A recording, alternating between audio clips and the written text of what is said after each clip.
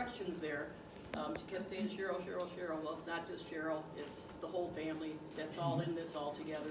We brainstorm things, we expand things, we come up with ideas, and we're like, yeah, should we do it? Yeah, let's do it. Let's go to the bank, get some more money, let's do it. It's kind of where it's been all along.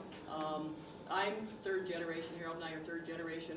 We've got fourth generation here tonight, Tatum Treland, Harold and Jan's daughter, and Vicki Treland, my oldest brother, and Patty's daughter, Patty Treland, sister-in-law, Chris Treland, another niece, her and her husband Randy right next to him. We're down at Pat's Landing, one of the 5 properties that we have.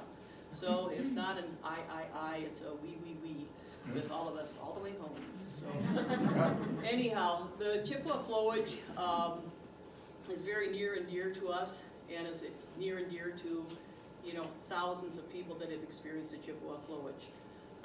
People that we've gotten out there, a lot of people here have come up and said they were out on the dinner cruises or out on the boat cruises when my dad ran those, and kind of in his later retirement years, he did that. If you were on the dinner cruise, I was cooking for you. Chris back there, the red-haired, was a little waitress for you and bartender for you on the boat. So it's always been kind of a family thing doing those. And when Dad was 82, we finally decided, when it was getting to be kind of like the movie Cocoon, I think we have to park the boat so Dad can't take people out anymore, because he was taking them through places that there's no way you should be taking a 40-foot by 14-foot boat with 50 people on board. But he did, and he got through, and he always got the boat back. But that's kind of what we did there. So anyway, the family itself, we settled up where the RV resort is right now in 1912. My grandparents came here from actually 2 harbors, and they had the oldest of my dad's siblings was Adolph, and they came down from there, and they came to Hayward, and probably just I wasn't even going to get into this, but when they first came to Hayward, my grandfather Olaf made a stand right away in Hayward, because what they used to do when you moved a family, you'd load all of your goods into a boxcar. Okay, you didn't do any, so your livestock, your furniture, your bedding, your clothing, anything you have, you put it all, you'd rent a boxcar and you go from point A to point B. So my grandparents and my grandmother was a Sanju, so you see Sanju Motors up there. That was my grandmother's side of the family. My grandfather came over from Norway when he was 17. But anyway, they loaded everything in, including a horse that he had that was called Prince. Prince was about 2,300 pounds, okay, big dark horse, and my grandfather had made a pretty good chunk of change up around 2 harbors, because it was right about the time that all of the telegraph poles and telephone poles were coming in, and the big companies, you know, the Firehouses and all this, they did not want to go through the efforts to get into the swamps to get these telephone poles, these trees out, the big tamaracks and stuff. So Grandpa says, I'll do that. So he got into it, and he had Prince, that all he put on Prince were the harnessing for hooking on the logs. He never had a bridle, he didn't have reins, and he went by gee, haw, whoa, and giddy up. 4 words, and he totally in the swamps would be gee, haw, right, left, giddy up, forward, and whoa, and he would spot all the logs. Well, I mean, you got a working machine like that, and he put Prince on the boxcar, all of their stuff, and my Uncle Adolph, and Grandpa, and Prince, and all the rest of their goods. They arrived in Hayward, and where Railroad Street is now. When they got there, they were having problems because they were trying to what they call spotting a railroad car. So you're moving the car into line with the other railroad cars so that they can move them, you know, and get the train lined up. Okay, and they couldn't move this car, and they did it with horses, all right? And they had a team of horses there, and then they went and got 4 horses, and they still couldn't spot this one car. So Grandpa gets out of the boxcar, and he's watching this. He's like, finally goes over there, and he says, oh, I can move that for you. I'll spot that car for you. They all look at it like, who is this dude, you know? And so he says, yeah, well, what do you do? He goes, I'll get my horse out. Or like 1 horse is can do it because 4 horses can't spot it. And he says, well, he goes, place your bets. So everyone that's there, they placed all their bets. So this is Grandpa coming to Hayward, okay? So they all placed their bets. Down the ramp comes Prince. He goes over there, hooks them on, and if you ever see any of these horses that are pullers, I mean, they drop right down to their knees. Their bellies are inches off of the ground. And Prince dropped down, and he spotted that car. And he put it in place, and then they just went around like this. Yeah. To everyone in the crowd, and that was Grandpa's entrance to Hayward, Wisconsin. Okay, so, yeah, that was his welcome party here, and then they ended up settling out, where the Chippewa Flowage became. They settled there in 1912. My dad was born in 1919 in the old farmhouse that we took down when we did the RV park. Okay, the old barn was built in 1912. We took that down in 2012, and we put on the same footprint the building that's there right now. Okay, and it's the same design. It's a red barn, but we tried to see if we could keep it historically. There's no way we could take that old barn and make it fit for public use, okay? Because the foundation was all crumbling and everything else. So it came down. So that's where we started. Now, the Chippewa Flowage started actually, the concept of it, and it started all over the United States. Right around 1910, 1912, they formed the Federal Energy Regulatory Commission, FERC, okay? And hydroelectricity was becoming the source for electricity all across the country. Okay, so the Chippewa Flowage is just one of many hydroelectricity impoundments all around the country. And so they started looking, how long does it take to get water from point A to point B? Okay, because of all the logging that was done up here, all right, they knew that they could get logs down the Chippewa River from point A to point B in X amount. Well, these engineers can then calculate by looking at that, okay, if it's going to be from here to here, we're getting this much volume of water, and is this good? And the vertical drop that we're losing when they have 29 feet of vertical drop, it's enough drop to create electricity, okay, back in the day. All right, so the board of directors of Wisconsin and Minnesota Power and Light met. I actually saw their longhand minutes when we were doing the 75th anniversary, and had I known they were going to end up being all taken when Excel bought them out to a room, I spent a whole day down there in Eau Claire just going through boxes of junk. And so I saw the original minutes and all this stuff. I would have gotten copies of all of it. The pictures I have up here are all stuff that he did let me take with me. I got copies of them and had them made in frame. But the FERC was formed, and the Minnesota and Wisconsin Power and Light decided, okay, we're going to do the Chippewa River, so where's the best place to do it? All right, so they decided right where the East Fork and the West Fork of the Chippewa River joined together, and you have the map of the original waters here. They were going to back up the waters. If you look in the very bottom right corner there, you see Paul Lessard. If you're around this area, you know the Lessard name. Okay, further down, if this were to scale, probably down about another 3/4 of an inch, would be where the Winter Dam is there. Just going off to the right and off the paper would be where the East Fork and the West Fork of the Chippewa River join. So that's where they built the dam, was just south of that point. And the dam, we're going to see a lot of pictures of it. Lessard's livery stable here was here because the old Chippewa Trail used to come in. As you're looking on here, where Old Post is, Billy DeBrow, who was Native American, bachelor guy, as Dad said, he raised half of the kids in Post, okay?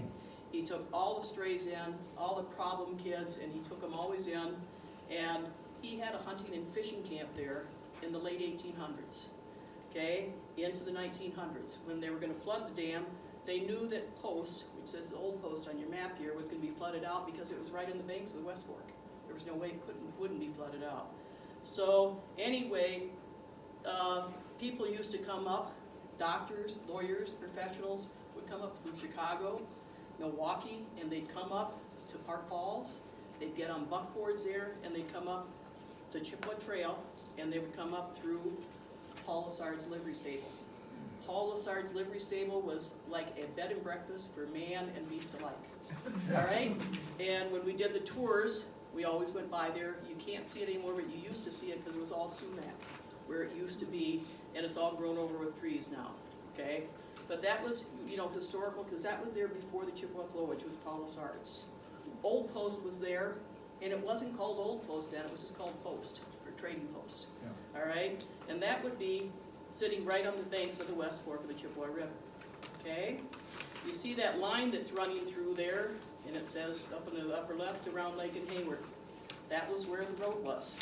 All right? So that people could get through by buckboard, of course, at that time. Your natural lakes that you have on here, there's 9 natural lakes there, 11 natural rivers and other little streams and stuff, that they were going to back up the water in here, calculating the stuff by how many logs are going down the river, and form the Chippewa Flowage. Okay, there was never any intention of creating power at the Chippewa Flowage. We're the headwaters, and if you talk to them at Excel or at NSP, who used to be them, okay, they call the Chippewa Flowage a holding pond. That's their terminology for the Chippewa Flowage, is a holding pond. They hold the water here, back when you're looking back in the early 20s, 30s, 40s, 50s, 60s. Hydroelectricity was a major form of electricity throughout the country.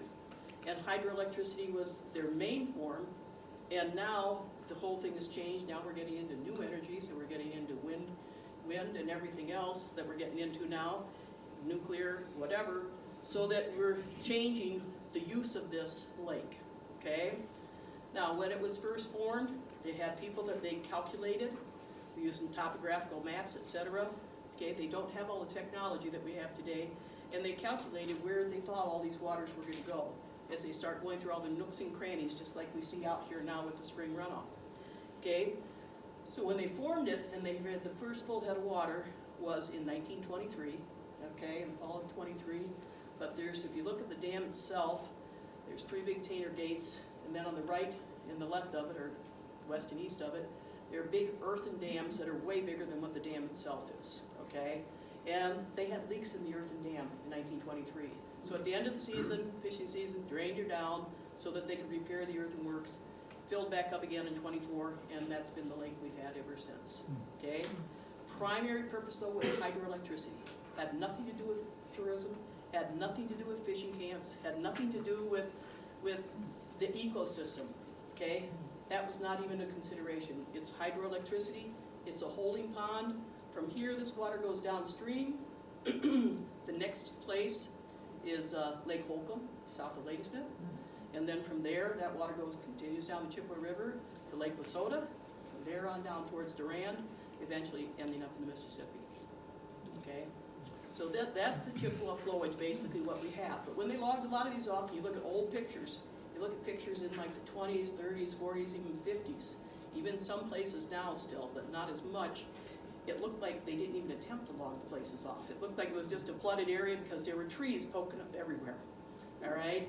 And eventually a lot of those have, decomposed and come out there. But when we were kids, okay, so I'm water skiing and stuff out there in the late 60s, 70s, 80s, and you talk to the other clear water lakes here, the Cooteray, Grindstone people, Round Lake people, we were called the Chippewa Flowage Stump Jumpers.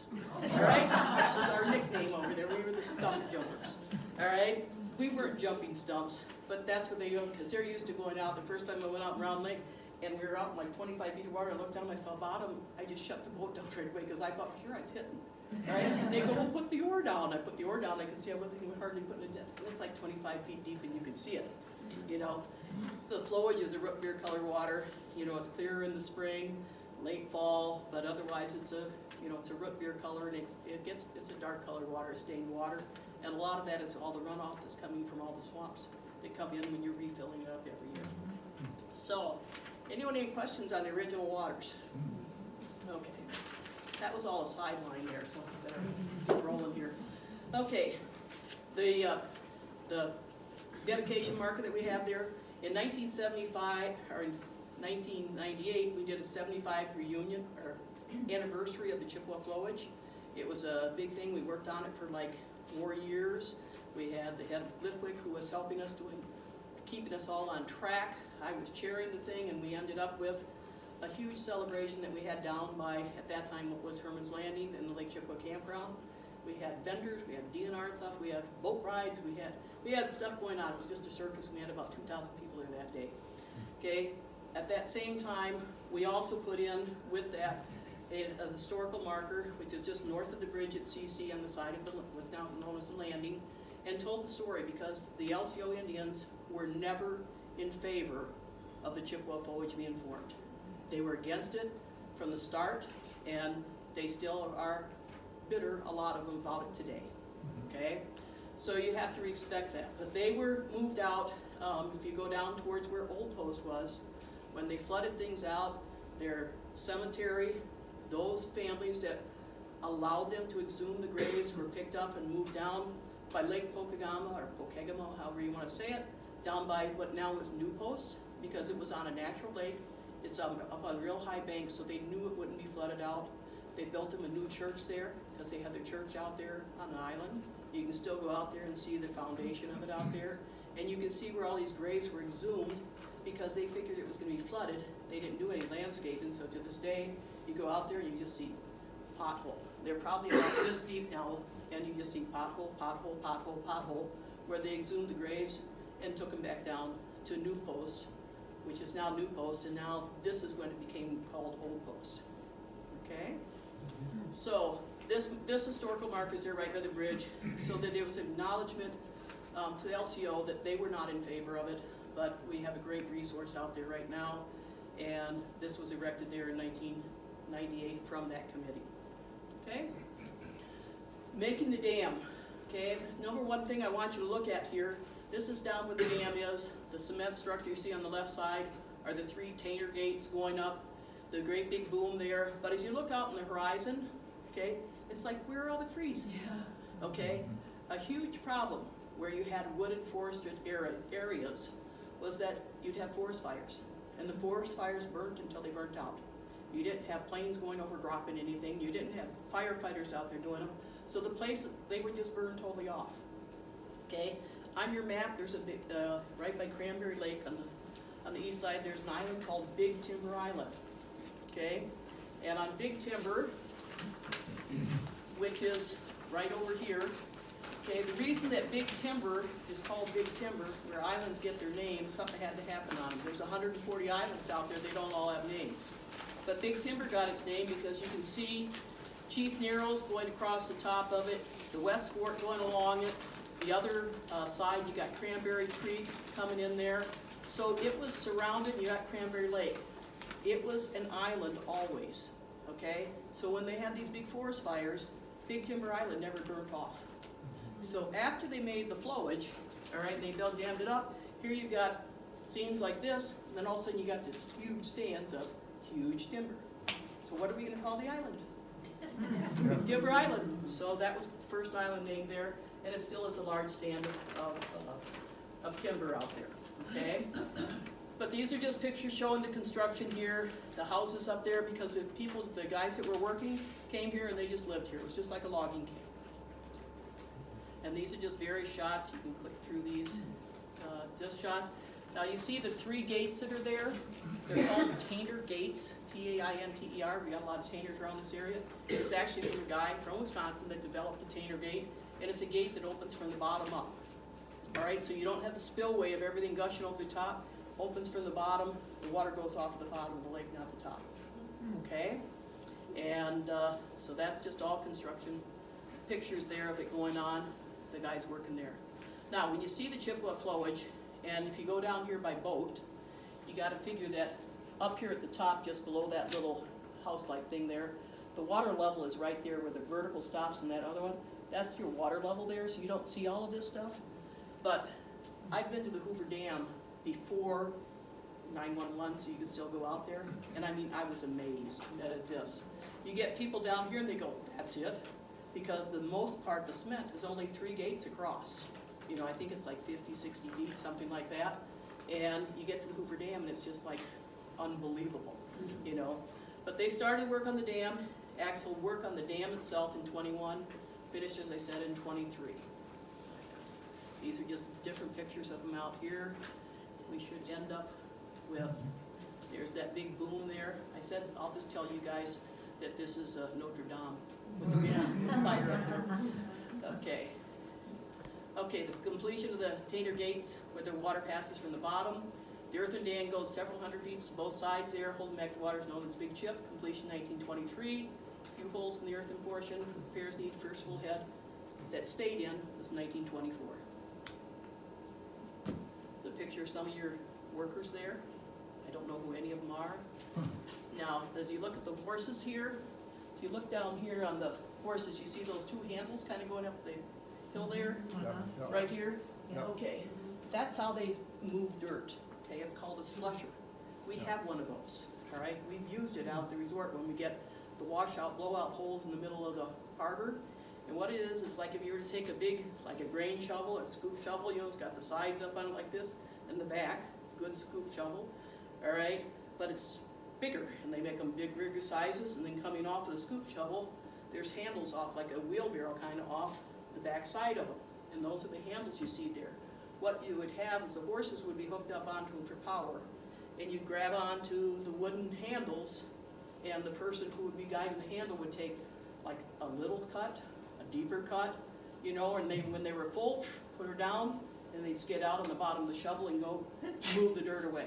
So that's how all the dirt was moved, was with the slushers and by horses. Okay? Go ahead. This is their barracks where they all stayed there. Like I said, they stayed worked right through the winter. Wasn't anything stopping them there. Now, this is a new picture I just found because I've been going through stuff here trying to getting stuff together and doing it as a PowerPoint to keep me on track more. The Sophia Dandy, this is a steamboat, and it doesn't show up real well, but you can see the paddle wheel on it.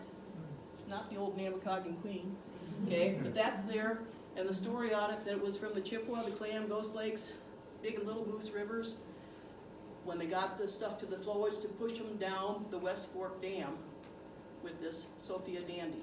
I'd never heard about the Sophia Dandy until I came across this picture the other day, going through stuff. So that was a totally new one to me. Okay, we're gonna jump ahead. I've got these kind of chronologically here. This is a picture of the original resort at Treland, okay? And this is 6 acres that's developed going from back here, which is the old guide shack, over to the buildings on the right. As you come in now, those of you that know the resort, we've dug out a harbor in here. In the harbor, those buildings are all still there. They're all definitely all remodeled. But the harbor from the back here comes back over this way and back over towards like that dark spot, it's a pothole. Well, not quite that far over, but it comes back in there and that's the harbor, okay? And then this side started in 1928. The confusion with the name, Bob Kamick Sr., who was a railroad engineer from Chicago, came up. There were starting to be fishing camps starting all over. They weren't resorts, they were fishing camps, okay? And Bob Kamick Sr. came to my grandfather who had the farm. He had his kids all running basically all the farm chores, and he had a sawmill, all right? And he ran the sawmill and had several guys working the sawmill with him. And so Bob Kamick Sr. came to him and said, you know, would you sell me a little chunk of land that I can start a fishing camp on? Grandpa, sure, no problem. I'm farming, you know, I'm doing logging and stuff like that, no problem. Well, that was in 1928, so he sold 6 acres there for $300, okay? Now, that $300 I saw again, and I tried to get it at the time, they wouldn't give it to me, and I'm sure it's been thrown away by now. But the original, like, it was an old yellow Wilson ledger pad, and it was $300, and then whenever, it was anywhere from $5 to $15 that would be paid on it cash, okay? There would be 4 signatures that $5 was just paid. And witness, there were 4 signatures, 2 from Kamick's, 2 from Treland's, on every payment, every penny that went through there, paying $300 for this land, okay? We bought that side of the bay back actually in 1982 from Bob Jr., his only son that inherited it. So we bought that side back over there. Anyway, the logging camp, or the sawmill, the area was known as Treland Pines because of the sawmill, and they were mainly cutting pine trees. So he said, can I add a second E to the name? And he says, then we won't confuse it with the family name. Grandpa, sure, no problem. He's a good old Norwegian, no problem. So they added the second E to it, and that was the start of Treland. When we bought in 1982, we bought it on a land contract, and in the land contract, we had to maintain the Treland pines until we paid off the land contract. So when we did that, we were trying to figure out how we could get, because the former owner had a horrible reputation. He had we bought not even 1 week of business from him, everything else, and the place was just totally raped over. To be real honest with you, we knew everything was wrong with the place when we bought it, which was a lot. So we've rebuilt everything over there, and that was the second D starting in here, okay? So, go ahead and the next one, Tate. See where we're at. Okay, this is a picture down front of Treland Pines, and over on the right side, the far shoreline you're seeing there, that's where Treland Cottages, the other side was that my grandfather started in 1938. But you can see the old round boat, round bottom wooden boats. These old boats still, in the 60s, you still had those, and a lot of your old fishermen really preferred those. They would leak, because as they got used, they would dry out, the wood would dry out. They'd come in and say, my boat's leaking. Okay, no problem. We're used to that. You take it and you flood it and you let it sit over at the shore 2-3 days, bring it in, clean it up, your boat doesn't leak anymore. All right, and that was standard, with these wood, really round bottom boats there. Okay, and then they always had the Martin houses, so that was your mosquito squad, right there with the Martin houses. Okay, this is a cabin over on the Pine side. It's still in use today. We've added off the back of it. We've changed it substantially, but it's still the same foundation. It's still the hand-hewed logs. There's 2 of them there. They're both 5-bedroom, 3 baths now, but they were built like 1929 to 32. And my dad can remember them being built and tells the story how it was a couple, a husband and wife. They had no kids. They did everything from dropping the trees in the woods, dragging them in with their horses, carving them out. They build them so you have the butt of one tree here, the butt here, and they kept it so that it keeps going up level, plumb. Okay, so it's an art, and that's what they did. So that's back taken in the early 30s. Okay, this is also taken in the early 30s. These are the ones that are down on the level. Now those are frame structure, and all of those are still there today. That's our blue spruce, green pine, tamarack, red pine. All right. And I don't know what vintage these cars are, but we figure that this picture is probably from the earlier 30s sometime. Okay. This is after Treland Cottages started. At that time it was Treland's, Treland'' cabins that my grandparents started, and it was on the opposite side of the bay. Okay. That's cabin number 2 in front of behind the boat there, and that's cabin number 3. Okay. And they always parked their cars closer to the lake. So the prime frontage was always, that's where the road went, right straight in front of the cars, and stuff, and that was one of the first things that my dad did. He says, I don't know why we have all the cars. You look out the window, you see everyone's cars parked out there. So we moved the roads back behind them. But that cabin was still, both of these are still in existence. 3 is still in the same place, but it's been expanded quite a bit. It's a 3-bedroom, 2.5 bath. Number 2 was a little small 2-bedroom, and Dad says, this is too good of a chunk of land. Up it goes, it's back into a lesser desirable location. It's now a 2-bedroom, 2-bath, and we have a 5-bedroom, 4-bath there right now in that location. But that's done Treland Cottages. Okay, these are the crappies they used to catch. We don't know where these puppies are now, but that's my grandfather, and that's in front of the old wash house, because they used to have a house that you did all the wash in, and that's Olaf Treland, and that's up at the wash house. And this picture, I had it redone by Country Print Shop, and it's everywhere around right now. If you go into Perkins, it's on the wall. You go all over. This picture is lots of different places. So that's Olaf Treland. That's my grandfather on the right, Olaf, and that's George Topping on the left. They used to go out, and whoever was guiding them would row. All right, again, you see the real round bottom, narrow boats. And George Topping was the athletic director for the city of Chicago Public Schools, and he stayed up here. Once he retired, they'd be up for 17 weeks. Probably one of the first ones that my grandparents, they stayed in cabin number 1, anywhere from the 13 to 17 weeks. My grandfather said, why don't I just sell you this cabin?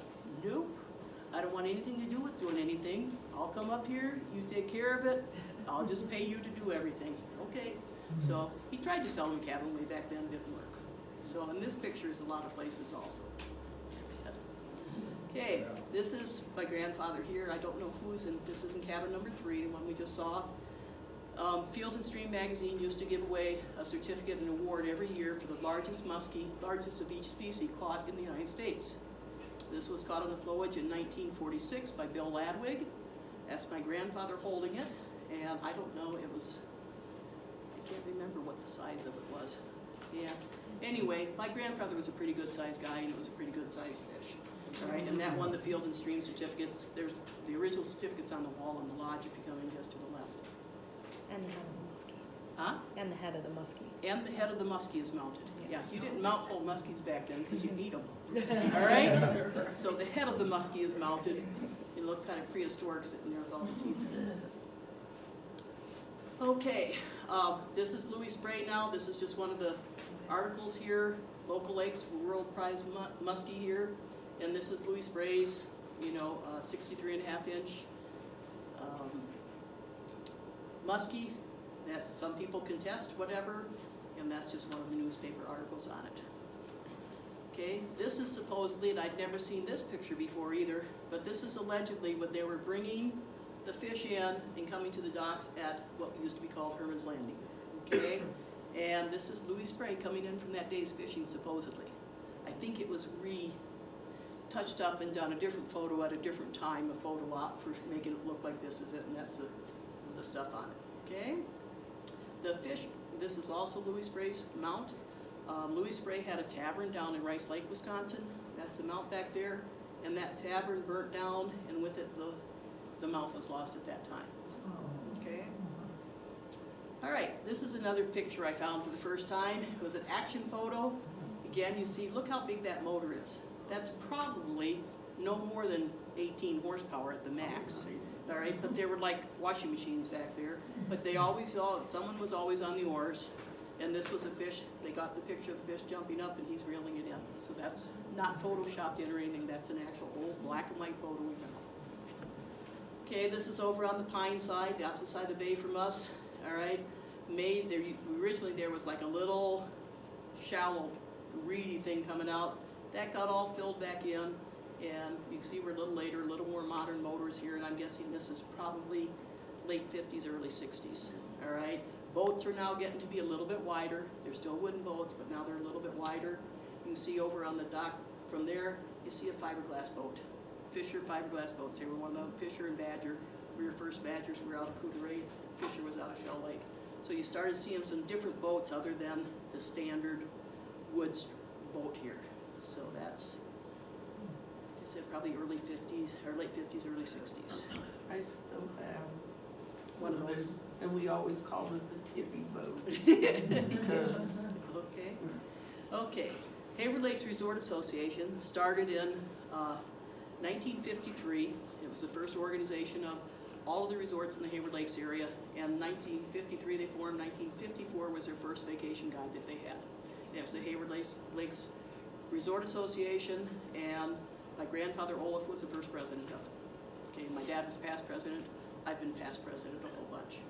Okay, so there's the picture. What I did here was I'm going to give you kind of a time frame here now. These were not necessarily all of the fishing camps on the lake, but what they are is a list of the ones that were members of Hayward Lakes, which was the brand new kid on the block, being a professional organization to promote these people coming to there. And so I put this in here so you can see the one in here. Up on the top is Treland Cabins. Dunroven is there, Deerfoot is there, Liebman's has long been condoed out, Clements has long been condoed out, Johnson's is still there, Chippewa Flowage is long condoed out, Little Poland Resort is now Muskie Tail. Used to be Helen Prosky at Little Poland.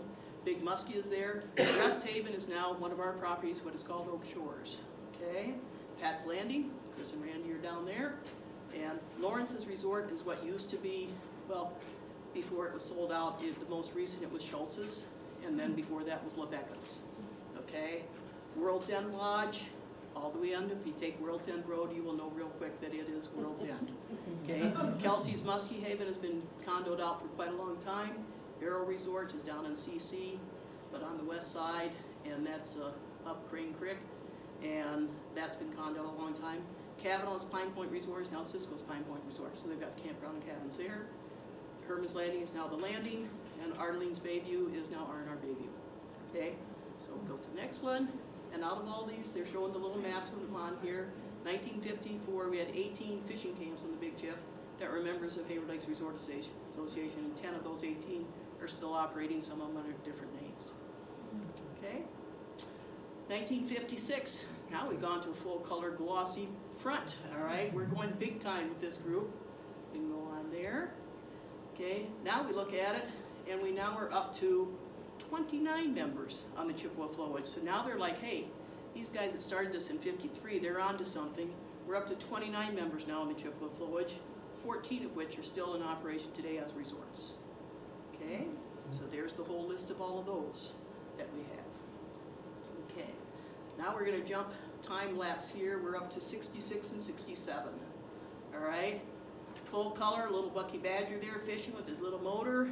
Go on to the next one. 1967, now we're up to 34 resorts on the Chippewa Flowage that are member of Hayward Lakes. There were other places that weren't members, but that's what we had. 19 of those 34 that were here in 67 are still operating as resorts today. Okay? Now, after 67, 68, 69, when they originally gave the license, FERC gave the license to Wisconsin and Minnesota Power and Light, it was a 50-year license. It started early August of 1921. It was coming to, for renewal, the 50-year license, August of 1971. Okay, lots of things had changed during that time, okay? The lake became a world-class fishery, okay? Super tourism around it. The Lakudere tribe, as well as all the tribes nationwide, were becoming politically active, all right, and gaining some clout. And the whole thing had another dimension to it, that when it was originally made, the Chippewa Flowage, there was a caveat in there that they could recapture it, that a government entity could come in and recapture all of the lands around that became the Chippewa Flowage, other than something that was privately held at that time. They could recapture it all for $240,000. Okay, we're talking 15,000 acres and all the shoreline, 200 miles of shoreline. Okay, so there was a big battle going on. I've got some of the newspaper articles that started like in the late 60s. Okay, 71 was the renewal. Started in 71 to this day, it's renewed once a year. Okay, it's pretty much that it's going on, but it took until 1988 to come up with an agreement. And they came up with the Chippewa Flowage Management Plan, and that was parties that are sitting at the table were the Lakudere tribe, the Chippewa Indians, the Wisconsin DNR, and Chequamegon National Forest, U.S. Forest Service, Department of Ag, okay? And they all came to the table, and then the power company was just kind of here on the side. And they came up with a master plan for use of all the lands here, because they all were looking at, even the tribe was in favor of recapture, but they wanted their lands back, okay? They also wanted payment for loss of their rights. They wanted payment for being displaced, their people being displaced off of what was post to new post. So they were in there with a very strong voice. The American Indian movement was very strong. In August of 71, I think, they actually took over the dam, okay? They went there and they camped for about 5 days. I think it was Governor Lucy who came in and finally said, let's sit down and meet. And he got them off of the dam, okay? But there were, news coming out. Big headlines, in the cities, Milwaukee, everything, Chicago. Indians are going to blow up the dam, there'll be no more Chippewa Flowage. Well, they were out there just taking a stand because no one was listening to them, okay? So that's the big stand that took place there. But these are all different ones where people are taking their sides. Most of the government, most of your legislators were all in favor of recapture. But now we have to find $240,000, which was a lot of bucks back then. Now you'd say, yeah, we would write the check tomorrow, But that's what started, and this started then and went from their renewal in August 1971 until 88, when they finally came up with that master plan. Okay, this is the town of Hunter putting their 2 cents in. The majority of the Chippewa Flowage is in the town of Hunter, so they published and they made their statement on it. They were in favor of recapture, okay? All right, now we jump after the recapture. We're 10 years later, we're still in 76. We still don't have an agreement, it's year to year, but now we have 38 resorts. Remember Hayward Lakes, 21 of those 38 are still resorts today out there, okay? There's your picture of the lake. There's all the list of, we're not gonna go through them. We're gonna jump another 10 years to 86. Okay, we'll go past that one. 86, now we're down to 31 resorts, okay? 19 of which are still members today. Now, what started happening in the early 80s is when all the condominiums started happening. Okay, resorters that have been in it, you know, they might have 3 cabins, they might have, you know, whatever, 10 or 12 cabins. They go to sell, and there aren't buyers out there that are gonna buy a resort, all right? Even though in today's money, it was relatively cheap, you know, dirt cheap.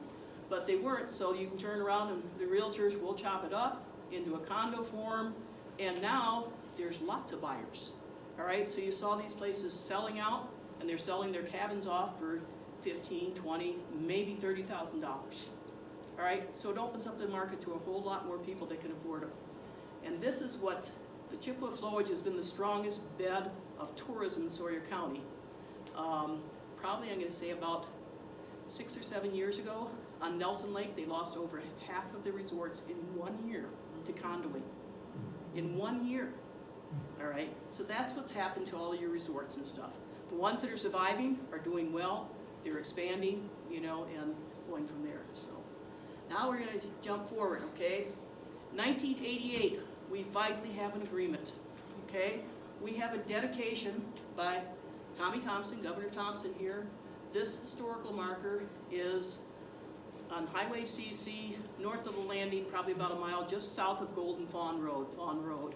And you'll see it on the left-hand side. But at this time, they bought 6,900 acres, and the other, about 6,000 acres, went to the LCO tribe. So if you were to look at your maps, what they did at that time, if you were to put an equator just about right through the middle, the centerfold here, almost everything on the south side of the lake that was not privately owned by somebody, including the islands, was given back to La Coudray. Okay, it's all held in trust. They can't develop it, but it's held in trust. Okay, everything on the north side that wasn't privately owned went to the Wisconsin Department of Natural Resources, bought it for all future generations of people and not to be developed. Okay, as we get down here, we don't have the, you see the dam here? In this area down here, they were trying to make surveying simple, and the Chequamegon National Forest butts up into here. So what they did, there was a corner marker, section line, so they just gave this to Chequamegon, so it was they didn't have to survey it. So they added that land in there, close to the dam, to the Chequamegon National Forest. That's how they got to be one of the key stake players in the master plan, okay? So the master plan had, I couldn't get it all in my briefcase, but they had a lot of stuff. This is just a rough draft of it, and if someone wants to see it, you can look it up or get hold of me. I've got a copy of the master plan. If it wasn't privately owned, who owned it? If it wasn't privately You owned, said all the land to the south that wasn't privately owned went to at the that time it was state. Northern States Power Company. Yeah, so Wisconsin, Minnesota Power and Light, Chippewa Flambeau Company, Northern States Power Company is when all this negotiation was taking place with NSP. NSP later sold out to Excel. Okay, How many acres did that amount to? how many acres total? Well, they gave like 6,000 to the tribe. And it was, what does it say on here, 6,900? So yeah, 6,900 acres to the state of Wisconsin. So that's all on the north side, and I don't know what went into the Chequamegon. All right, but you got about 15,300 acres out there total that you have, so that's what we have. So this historical marker is down, like I said, right north of Golden Fawn. Okay, and that one was put up in '88 when we finally got to dedicate the flowage, and we knew this is the future of the flowage. So what you see out there is what you're going to get now or in the future. Where our land is that we have it right now was all land that my grandfather settled in 1912. There were creeks out there, Moss Creek, Hay Creek, and when they asked him if he wanted to sell, he could have sold out and moved on, but he said he didn't think the cows would mind being closer to the water. Go ahead and flood it. So land actually in front of us would have been there. Now, Jenny, your family's had that land for how long? Late 50s. Late 50s, because you got 80 acres down there, don't you? Yeah. Just south of where Old Post was. Right there. Yeah, Right on the base. yeah, so anyhow, next one here. Okay, we go to 1996. We got 33 resorts, 18 of them are still members. 18, this is all just of Hayward Lakes, not Chippewa Flowage Resort Association. And they're in there. 2006, down to 26 members, 19 still members today. And we're on to, what is that? 2019. 2019 currently, and we now have, 23. where is it at? It's in the black on the Okay, top 23 middle. resorts that are members today. Okay, you start looking at your other lakes down here. You know, you look at Coudray, you've got 2. You go to Round Lake, 1, okay? You know, if we were to do this same scenario with each of the lakes, which is something I'd like to do, and just show you how tourism has changed here, because they're all chopped up and sold off, all right? It's the easy way to do it, you know? If we were to sell right now, you'd find a lot more buyers that could buy one cabin than buy what we have, all right? Because no one that would have that kind of money would be stupid enough to get into it. It's purely a loan. It's like a farmer, that's what we are. Okay, where are we at? Okay, these are just some aerial views. This is right out from our resort, and there's a channel going right across here. This channel is always, even when they drain the water down in the wintertime for hydroelectricity, there's little pothole, little springs in there. And you can have the water, you can have this much water in there, and it won't freeze over because the springs are always coming up there. And that's looking out towards Moss Creek, out down, way down, the little dot you see down there is going down towards the dam there. And then pictures, so. You can show them Kavanaugh's, which is on their 1912 map, the pine Oh, plantation. okay. That's not Darrow Island, is it? This would be Darrow to the right there. Okay. That's I can Darrow see it Island. here. I can see that, Yeah. it's straight right on here. And up here, up in the top, going straight up through the channel and straight over there, that area there, that little cut you see right there, that's called Hell's Half Acre. It was full of trees when the lake was flooded over, and that's why it was called Hell's Half Acre. There's many a shear pin lost there. That's when we grounded Dad, when he took a boatload in the fall. These motor coaches would come in, they'd be just about all females on board, maybe one token male. It was an absolutely gorgeous fall day, and they were gone out there forever. And then when we were serving them dinner afterwards, and I happened to be putting down like a platter of chicken and mashed potatoes at the table, and these women are all, and they said, "Oh, it was so much fun when all the branches hit the windows." I'm like, "Branches hit the windows?" And they're like, "Oh yeah." I said, "Where were you?" They said, "Well, we got the boat stuck." I was like, "Oh no." I said, "Okay," because there's a little sandbar that goes across here. We got the boat stuck, but Oscar had us all get to the back of the boat, and it floated right off. So he backed it away. We all got seated again, and then he just gave it hell, and we just were right straight through. Oh my God! I was just like, we can't let this keep happening. So that was one of his last hurrahs out there. But they had a great time. They were also out there for over 4 hours because I'd radio to them. "We're ready to drop the chicken. Where are you at?" "Oh, we're up by the West Fork Bridge." It's like, that's like 6 miles to the closest point he would ever be up there. And then I call him again an hour later. "Where are you now?" "Oh, we're in Kavanaugh's Bay." I'm just like, he's totally just went, it was a beautiful day, and he kept saying, "You want to go see it?" And they'd say, "Yeah, I'm coming." You know? Anyway, so that's how that was kind of going. Like I said, the movie Cocoon was what I was thinking of. So the next one, okay, this is an aerial picture here. That's the causeway down just by the landing. So this would be the landing right there and the bridge right there. This peninsula coming out over here is what used to be called the Gold Coast. Gold Coast is now Woodland Drive. As I said, you could do a lot of things that you can't do anymore. That little end of the island out from the Gold Coast was filled in, so it's a roadway going across to the end of that place there.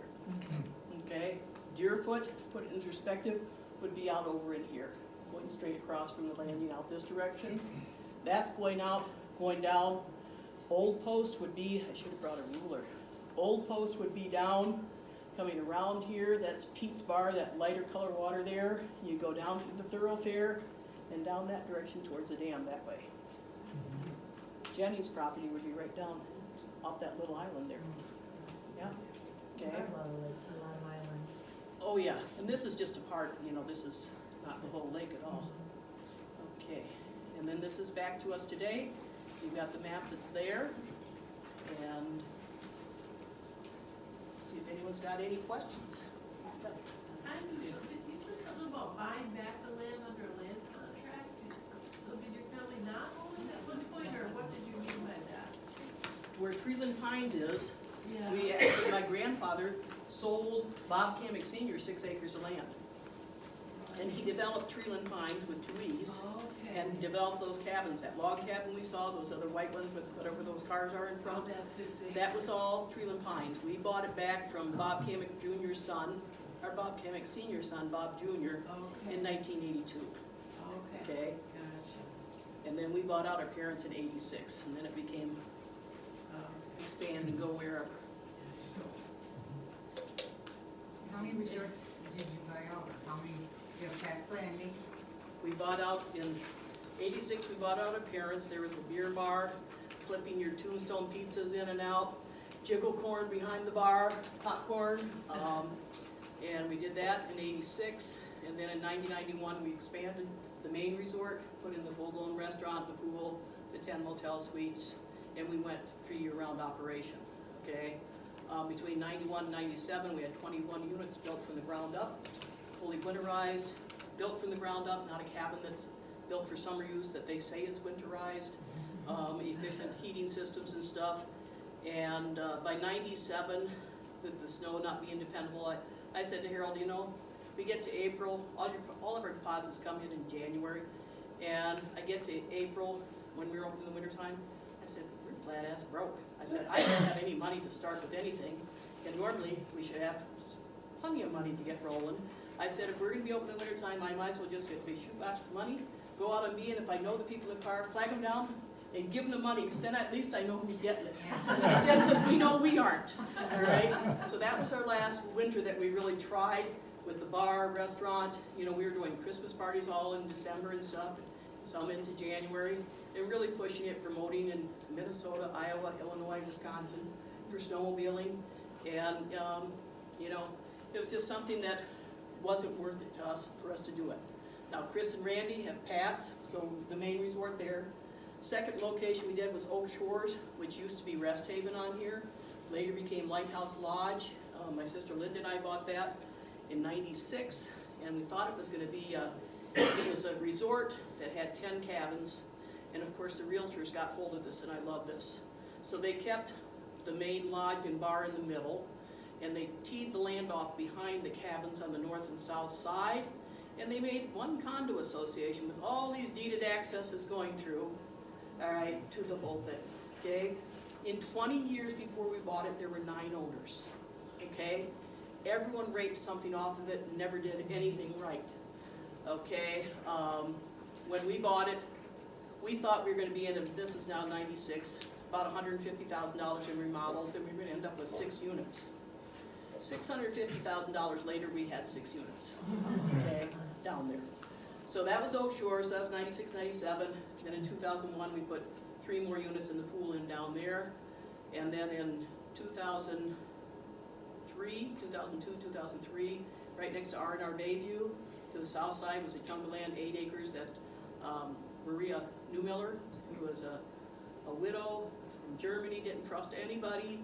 She had her house for sale there, and it was 8 acres, and we bought that land in 2002, developed that, and opened up 13 3-bedroom, 3 baths there in 2003. 2004, bought out Pat's Landing from Jackie Seddon, and 2005, Chris and Randy moved up here, and they manage and are in ownership down there. And 2012, we broke ground up at the farm and did the RV park up there. 2013, we got that open. So. Have you had any terrible storms go through, destructive storms?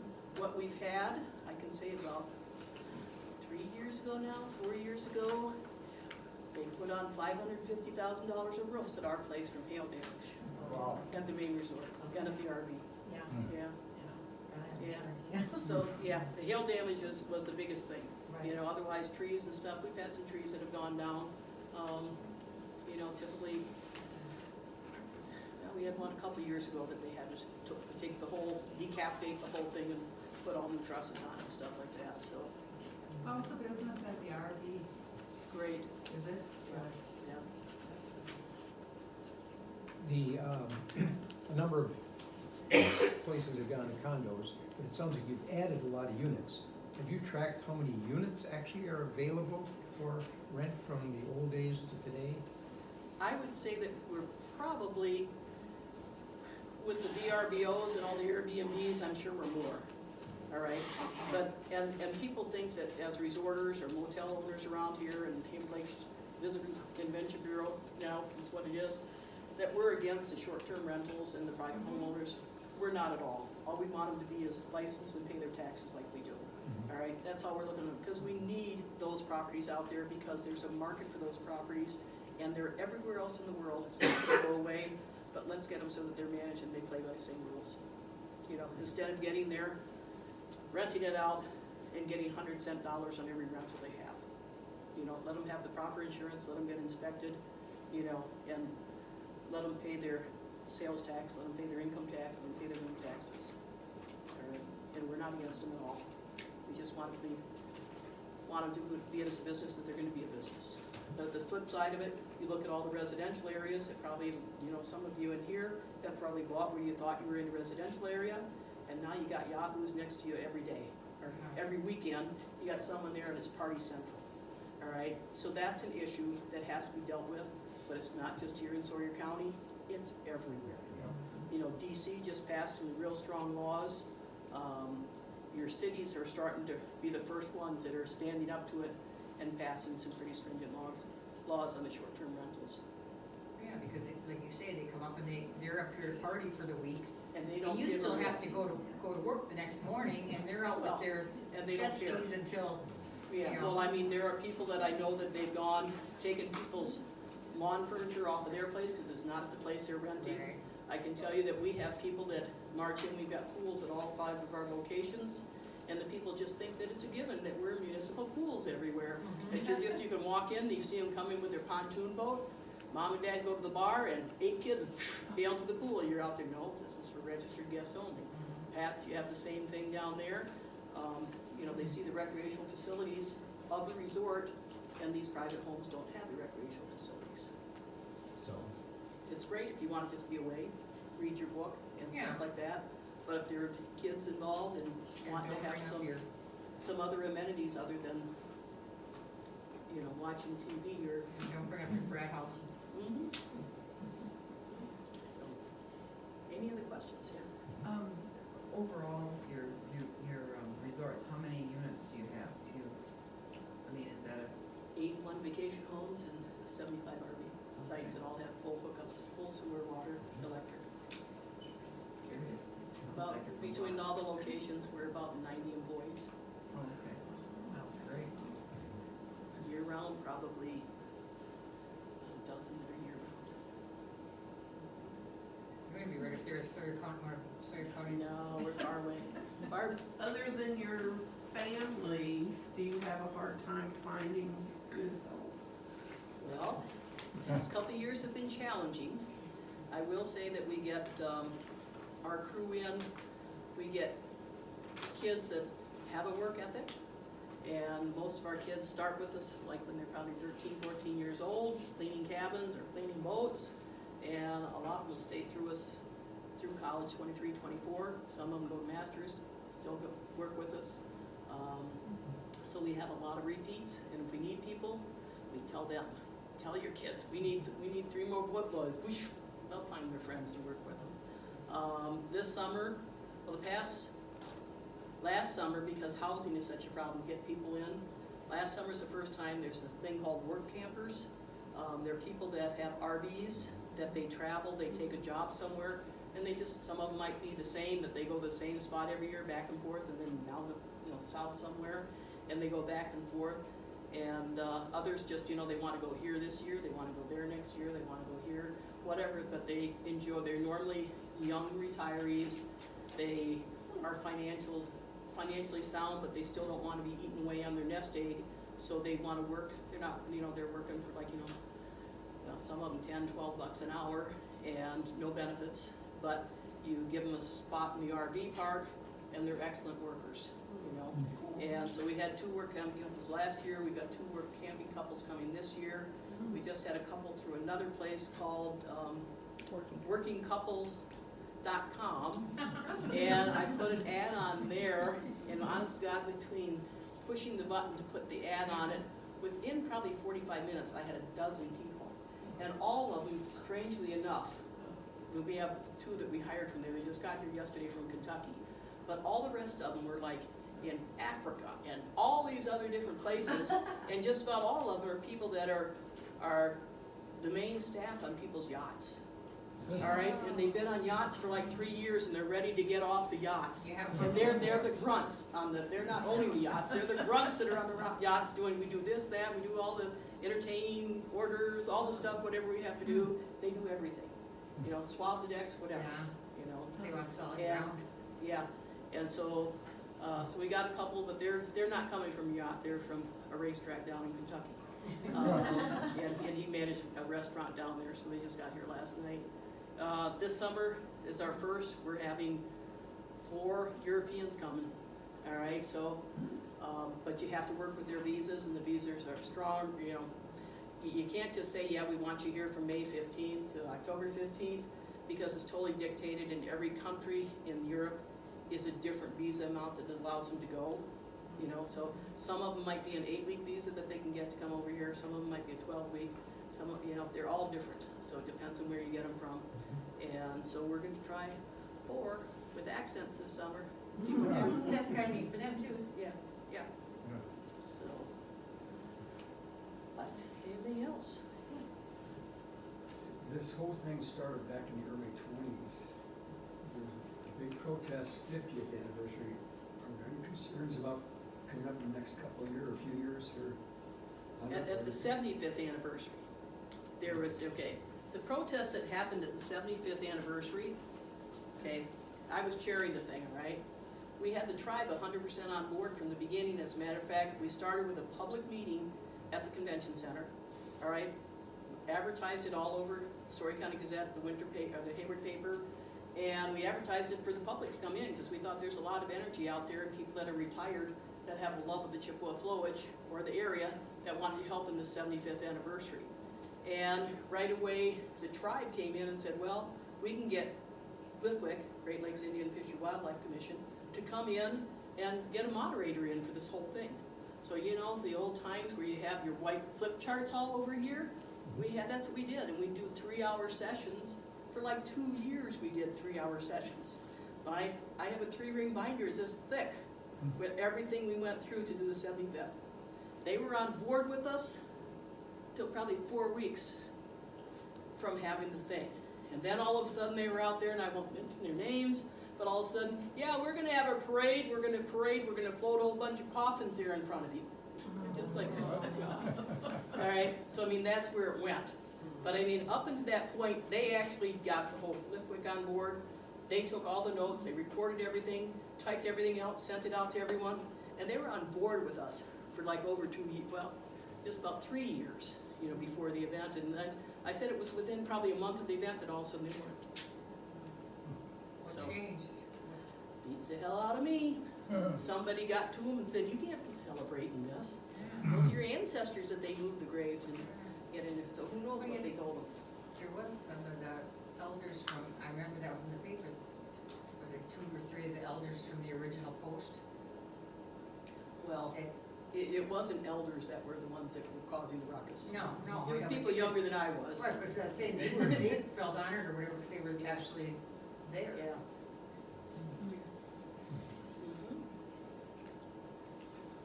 Anything else?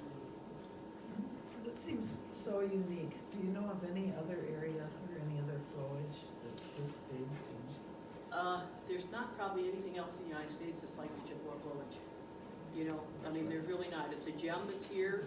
You know, I tell people all the time, they ask what it's like. I said, if you picture going to Canada, that's what it's like, only we don't have as rocky of shorelines. We've got a sandy shoreline, but we've got the pines, you know, and even, you know, that we have a lot of people there. It's spread out so you don't seem like it's crowded. You know, over 4th of July, when you get by the bridge, all right, which is at the bridge, the Chippewa Flowage, as you look at it here, I always tell people, if you put your hands out here and put your thumbs together, this is the bridge at the landing. Trelands and Timber Cove are up here, Pats and Oak Shores are all the way down here, all right, and then you can name where things are on it. But people are just spread out, you know. It's becoming up and coming the past several years with kayakers and and canoeists, we're more kayakers. Because a kayaker, instead of going down a river and having to worry about portaging, getting a car back to the starting point or whatever, they can put in someplace, go do their thing, and come back, make a loop back around and come back, but they can go in all the little nooks and crannies, you know, go in behind islands and everything else. How many islands are there now? 140. So.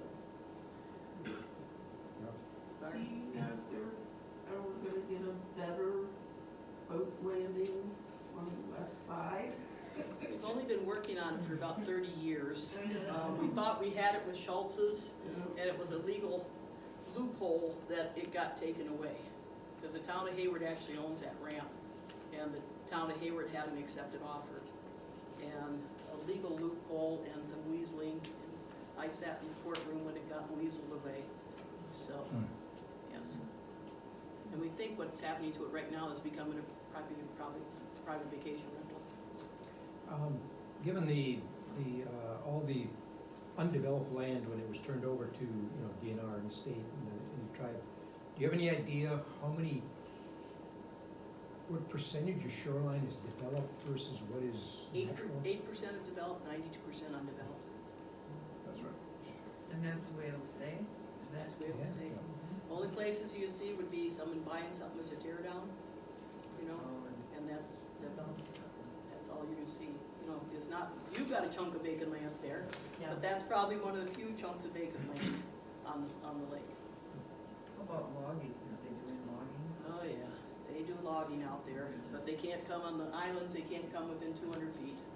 Next year, I think they're scheduled to log Yarrow Island, which is a pretty good sized island. So that one you see to the right of the channel there, it's probably about 3 miles to get around that island. And they're gonna go in there, so what they'll do is they'll go 200 feet in around the perimeter, and they'll probably end up here cutting. The bogs, okay. Okay, what a bog is you're looking at all these areas that were flooded over, and just driving here, coming down 27 here, you see all the little potholes with the ducks showing up in them and stuff like this. So you have all these areas that were flooded over, that were marshy areas, swampy areas, okay? It took decades and decades for those to decompose. As they decompose, you got all the root structure and everything on them, and it basically gets gases in it as it's decomposing, and it lets loose when it decays enough, and it floats up to the top, okay? And it's looks like a big mud flat, with the majority of it underneath the water. You might just see it. If it's rough water, you may not even see it, but the lake's like glass, you see that, there's some bog coming up there. Well, the bogs over a period of time will have the birds land on them all the time, and seeds get on it, and like a grass starts growing first, and then bushes start growing on it. But we had a bog over on the west side, out from by the Banana Islands, out from the landing. That was an 80-acre bog, okay? It's got trees on it that are 40 feet tall.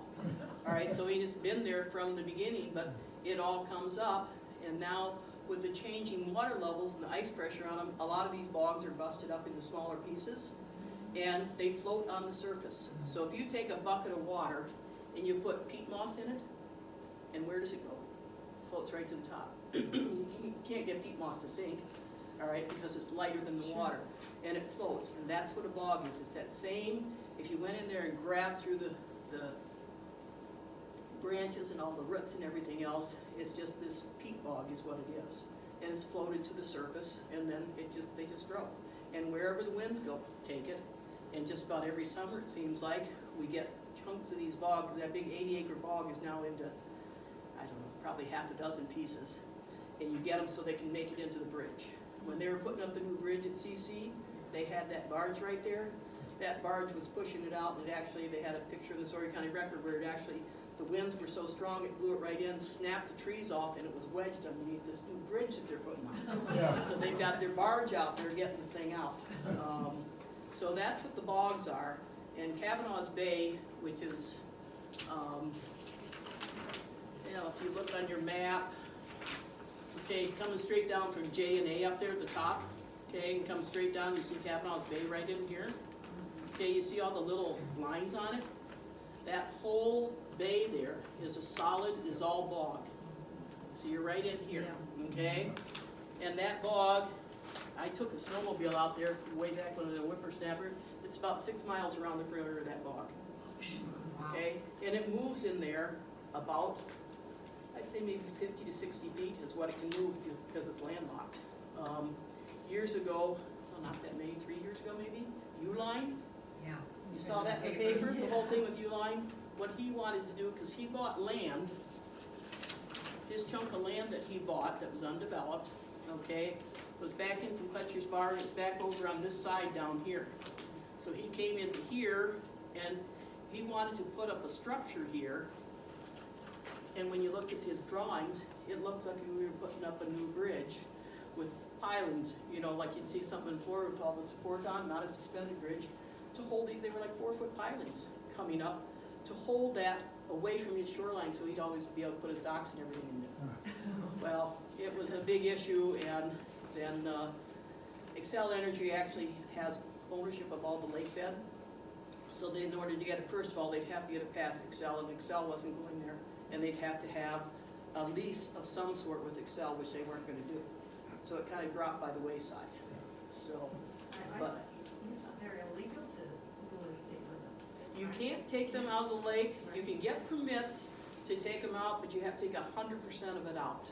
And it's hard to get the permits. You can try to take them with the boat and push them. We pushed one of them, one 4th of July, probably the late 90s. And over the 4th of July, and I went down to Oak Shores, and I had a boatload with my college roommate and my family. And we were coming back from the other end of the lake, and I saw the bog moving over 4th of July, right towards the bridge. I said, we gotta stop this, we gotta stop it. So I had a ski nautique boat, it's a powerhouse, 285 horsepower inboard for water skiing. And so I pulled over there, and we just started hailing boats in. And it was like a party, it was like noon, 1 o'clock. Everyone would come over, and we're like, so you put as many people as you can on your bow. So you got about maybe 4 inches of freeboard. And then you give as much power as you can, all right, so that the boat doesn't start riding up on top of it. All right, we had probably 50 boats across there, and we moved that bog. We stopped, it was coming in by the bridge, and we pushed that bog all the way out here, and we got it up here, and that bog is still up in this bay here now. All right, but it was probably a good 3 or 4 hours. Just about every boat had a cooler on it. Everyone's talking back and forth. It became a bog party out there. And we did get it moved, and we stopped it from coming. So you can move them. That was a pretty good sized bog. It's the one that's just south of Cisco's right now. You can see it right by CC. We have a small lake around us and they tie them down, Yeah. tie them to a tree, so they Well- don't block the culvert. Yeah, They're but small. if you, yeah, they gotta be small, because we tried tying these, we actually got from Jump River Electric. They gave us their old guide wire cables, and they gave us their big clamps, and we tried clamping it to, there's a little island just south of the landing, just, well, it'd be southwest of there, and we got it up against there, and we clamped those suckers on all the way down, and, you know, trees that were like this big winds came, just broke it right off. So, yeah, you get a lot of resistance when you get a wind grabbing those trees like And that. are they deep, the bogs? I mean, are they, I mean, You guys remember the woman that died under the bog? no. She was a guest of ours. The family, her widower and kids still come up. And they got there, we were doing the dinner cruises then. It was on a Saturday night, they came up for 2 weeks. And we're coming in right past Nate DeLong's old place with Slivers Point. And right after that was Golden Fawn Resort. Golden Fawn, the other side of the back-to-back of it is Kavanaugh's. And we see flashing lights, sheriff boats out, everything, because we're getting, it's about, you know, it was in the first week in August, and we're coming and we're like, geez, what's going on ahead here? Because everything's going on, and we get by there, we're like, someone must be drowned or something here, you know, and then we get through, and we come out and around, and you see they've got all of Kavanaugh's Bay blocked off, all right? So we get in, and we find out, we get everyone off the dinner cruise boat, find out what's going on, and Karen was her name, her husband's Greek, Andreas, and he had just bought her, coming up for this 2-week vacation, a brand new fishing pole. They went out to Cavanaugh's Bay because it's a great fishing area next to the bogs, because the bogs are always floating and moving, so junk falls off of them all the time. So the fish like all the structure, and yes, there's a lot of roots hanging down there and everything else. And so they're sitting there, it was a beautiful evening, and they're all just tied up, and you grab like a bush and you tie up to it, and you just sit there. And we can be here in a boat, the next boat could be by that table, all right? And they just sit there fishing. Well, it's a beautiful evening, the sun's getting lower in there, they've gotten up early, they're out fishing, and it's the four of them in the boat, and the two kids and mom and dad, and Karen nods off, all right? She drops her pole in, all right? Right away, he just starts screaming, yeah, I just bought you that, and all this stuff. So she says, well, I can't help it, I can't help it. So then their son, who was then about 12, he says, well, I'll just dive in and get it. She says, nope, she stood up, and this is a family that faithfully, before they pulled away from the dock, they always wore their life jackets, okay? Even though they're swimmers, they always wore their life jackets. So she stood up, she whipped off her life jacket, and she dove in, okay? She came up once, she went back down again, not to be found until, that was Saturday night, until the following Friday morning, okay? But I mean, what they ended up doing with the bog, they had their divers out and everything else, but because of all the stuff that hangs down, though this is a good sized bog, I told you, it's 6 miles around in that bay. The divers could only go so far, even with the lifelines, they feared for their own lives. So they pulled the divers out. So they kept trying everything. Then they got cadaver dogs in, that didn't do any good. Then they got, somewhere in Minnesota, they got a camera that they could drill a hole. Now this has been now probably 13, 14 years ago, so the technology has changed now, I'm sure. So they would drill holes, got big post hole diggers out there, power portable ones, drilled holes, and they put this infrared camera down and then just start looking. On Thursday late afternoon, they saw a foot. They were over 65 feet back in the bog, okay? And they saw a foot, so they marked it, and they knew. The next morning, Friday morning, our crazy day at the resort, and everyone's coming to pay their bills, and the sheriff's department calls, and they said, is Harold there? I said, no, he's not. I said, Cheryl, can I help you? He says, yeah, he says, we're looking to see if you've got a powerful boat there, and someone that can come out and drive it, because we're gonna need to be pulling chunks of log. They went to Feaster's, a steel distributor here in Hayward.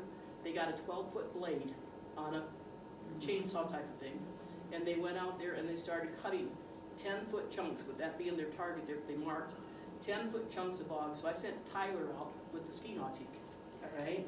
And Tyler went out there and he kept dragging these chunks. They'd hook on, he was in the boat by himself, and he'd drag it over totally out of the way, you know, the other side of the bay there. And then one of the deputies knew Tyler. When they knew that she was gonna pop, they turned around and got, one of the deputies hopped in with Tyler and said, she's gonna come up with this one. And Tyler said they barely even touch it. Her body came up right away. And the ski nautique has got a teak loading platform on the back, and like Tyler said, she was probably a 115-pound person, and she was probably loaded up like this high, sitting laying there, and they just rolled her onto the back of the ski nautique on the loading platform there. But so that's, she was 65. Well, it's totally black. You don't have any, you know, it's dark water to begin with, and she just went. She was a strong swimmer, and I'm sure she panicked. And she just totally went the wrong way. You know, I mean, it would give you nightmares, but yeah. So yeah, you don't go underneath the bogs. No. You know. On the lighter side, you know the story about the Ghost Island? Well, the one with Al Deniger? Oh yeah. You can tell it if you want. I know, I want to tell it. Well, it may be a different story, who knows?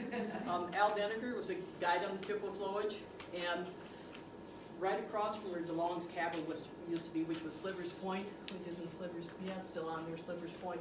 So it's right here is Slivers Point, and this island over here became known as Ghost Island. Because people would say they'd be out fishing there like in the evening or early in the morning, and they'd see ghosts, okay? Well then when they had this TV series, it was like, This is Unbelievable, or whatever it was called. Of course, they didn't have anyone that could take a picture of it, because you sent all your pictures in to have them developed. So they're thinking they can do anything with the photos in the photo labs, you know. So what he did was he took a Polaroid of it, all right? And he took it, and here's this whitish image out there, so he got on, I think, was it called, that's I don't remember what it's Unbelievable or whatever? Um, So Al Denneker got on that national show with this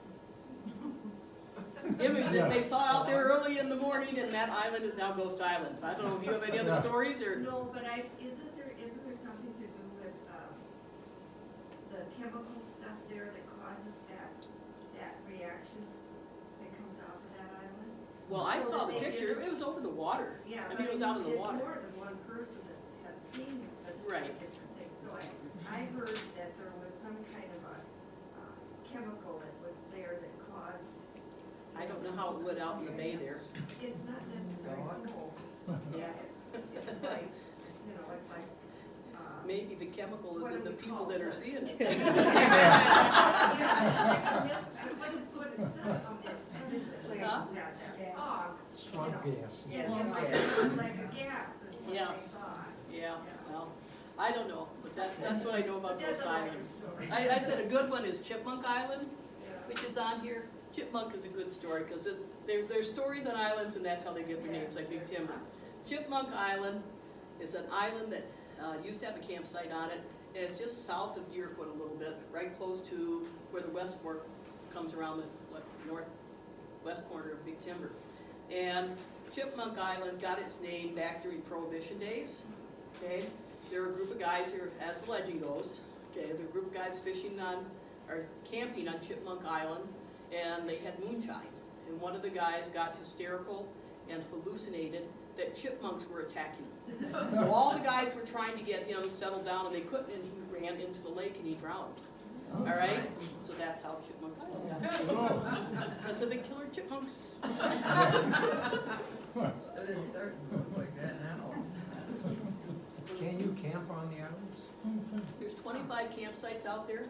The ones on the south side are now managed and stuff by LCO. You go through the conservation department, call there to reserve them. The north side of the north side of the lake, going kind of through the equator of it, and going north, those are all first come, first served. They're taken care of by the DNR. You can't stay more than 2 weeks. You have to be there and physically occupy it. You can't come out. When we were kids, we'd camp out a lot, and we'd go like 3 days before Memorial Day weekend. I mean, you guys know that you'd set up your tents, you'd move everything out there just so you could get the site, because otherwise it'd be gone.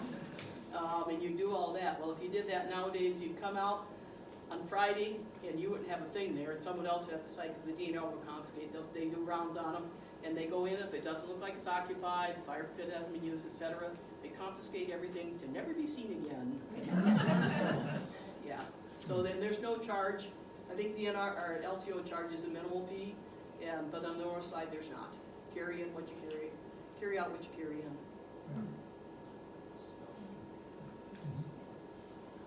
There's even a toilet and a coffee can with toilet paper in it. I wouldn't call it a toilet. Well, It's a little box. Some of them are boxes in the wood with a toilet seat on them.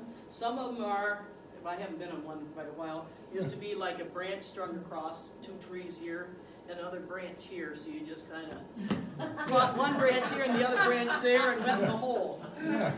So, we didn't have the stuff of the pleasures of having a toilet seat. I was impressed there was toilet paper. Yeah, some people still left that behind. There was a coffee can and toilet paper. Yeah, somebody probably left that behind. The renters catalog changed since the early times too, haven't they? Where they come from. Well, you know, if you would have asked when we were kids, just about everyone was from Chicago, some from Milwaukee. And now the Minneapolis market is huge, the Iowa market is big. But I think a lot of it is because if you go to northern Minnesota in the early 80s when all this condoing happened, there's nary a ma and pa resort anywhere. You got the Maddens, the Breezy Points, they've got 18 or 36 holes of golf with them, convention centers and everything like that, and everything was sold out over there. And they first started migrating across to like Siren. If you go over in the Siren area, Grantsburg area, it's tons of Minnesotans. Okay, you move this way more, then they started moving over here. And I'm sure coming across 70 down in this neck of the woods, you probably have a ton of Minnesotans here. You know, That's where we came from. that's where you came from. But, you know, just they started migrating this way because there was nothing left up there. You know, they were all condoed out, torn down, and put their McMansions up. Yep. It's beautiful, like, it's beautiful. It's gorgeous. Yeah. And if people, I'm getting more time out of the office, and if people want to go out at some point in time and get hold of me ahead of time, I said, I got a new pontoon last summer, and I love taking people out there, so if you get a group together from this group or something, want to go, I can take like 13 on board in coolers. Wow. So, Be sure you know. to invite That me. There you go. So, Priorities. We Hey, might you taste stop those at places islands too, with the whatever. bathrooms? Yeah. Okay. Any questions? These pictures, a lot of them up here, if you want to look closer at them, you can see the pictures up here actually that were copies of the originals that we had on the making of the dam and stuff, and I've got different articles here. I've got a tote about this tall, like that big and that high, that I sat down and went through on Sunday night for shits and giggles. Wow, oh, that was I fun. could refresh my memory on some of this stuff and pulled a bunch of junk out if people want to read it or look at it.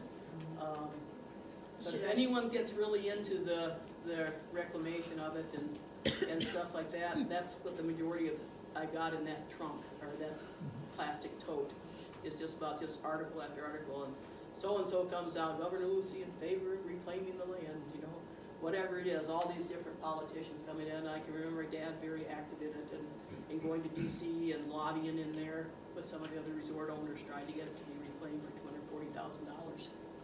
So it didn't happen though. How does it- How does Manon Flowage compare? I mean, Size-wise, yeah, isn't the Minot Foot about 2,500, I don't 3,000 really acres, know, I think? but It's yeah. quite a bit smaller. but it's the same idea, they just flooded it to, Yes, For but what they reason? flooded it, they didn't flood it for power, I don't think.